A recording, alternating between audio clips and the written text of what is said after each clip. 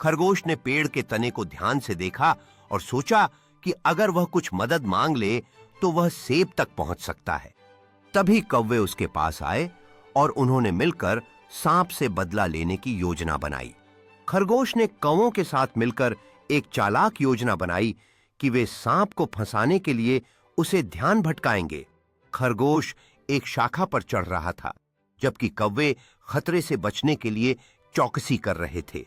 कौवे जब अपने घोंसले में वापस लौटे तो उन्होंने देखा कि उनके घोंसले में अंडे नहीं हैं। खरगोश ने कावों को बताया कि उनके घोंसले में सांप आया था और उसने अंडे खा लिए।